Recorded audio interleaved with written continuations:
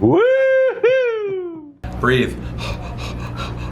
Woo-hoo! Twilight shoot. Yeah. Hey, you know what I like? I like a 1, 2, 3. Hey everybody, welcome to the Atwood team at Keller Williams Legacy in Place. We got an agent spotlight today with Colin Christian. Colin's been on the team for 2 years, just a little over 2-year anniversary last November. How long have you been in residential real estate altogether? I've been in residential real estate since 2021. And another 4 in commercial, correct? Yes, I started in 2016, pretty much all the way up to 2020 in commercial real estate, yeah. That's awesome. So you do everything from mobile homes to shopping centers, basically, right? Yeah. But actually, all kidding aside, Colin grew up in Catonsville. He's a great suburban agent and lives in Locust Point, just loves city life. You're pretty fluent, like up and down, all around the metro, correct? Yeah, I mean, I live in Locust Point right now in South Baltimore.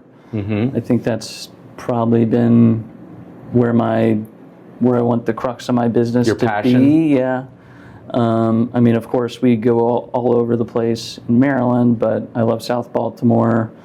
You know, I love the central parts of Baltimore, the north parts of Baltimore. But yeah, started in Catonsville as my focus, and then kind of drifted into the city as I got more into my career. That's awesome. Hey, tell us a little bit about how your business went in 2025 and what were some of your biggest lessons you're going to take into the new year in 2026? Yeah, 2025 was a good year in terms of, I think, myself and a lot of people learned a lot of lessons, a lot of tougher deals, you know, deals where you just kind of had to grind things out, and a lot of, you know, negotiations and things getting extended, and then just going after, you know, your nurtures in your database, you know, people that, you know, maybe you're calling 10 to 15 times before they pick up the phone and you get an appointment. So, you know, it was just a lot of learning lessons in terms of sticking to your system, sticking to your daily routines, and not getting away from that stuff. So a lot of great lessons I learned, and hoping to bring that into 2026 to crush my goals. So what I'm hearing is you really had to crush your activities last year, and you're taking that habit into the new year? Yes. Hopefully we won't have to contact people 15 times, and the market will be a little, breathe a little easier this year. Well, tell me, what tools are you using to push your business forward and to help you build consistency and leverage in your business too? Yeah. Well, on the team, of course, we're using Brevity. We're always trying to use everything at place in terms of all the technology that we have at our disposal. Of course, things like Remine, the opportunity section, Brevity, Land Voice. That way we're constantly, you know, going after these different buckets of people that we can talk to, FSBOs, expireds, people in our neighborhood, you know, of course, calling around the open houses. Right. So just using all those tools to help us grow the business as fast as possible. Tell the audience a little bit more about what Remine is and how it's helping you out. Yeah, so Remine pulls the actual, like, public records, like for any house that you're looking at. It'll even bring up the actual tax records for the houses. So if you're going on a listing appointment or you're calling, you know, a cold client or cold customer, you know, it just gives you all that data for reference point. In the listing appointment, you know, you can see, you know, where they are in terms of how much equity they have in the house, you know, where they are on the total mortgage payments.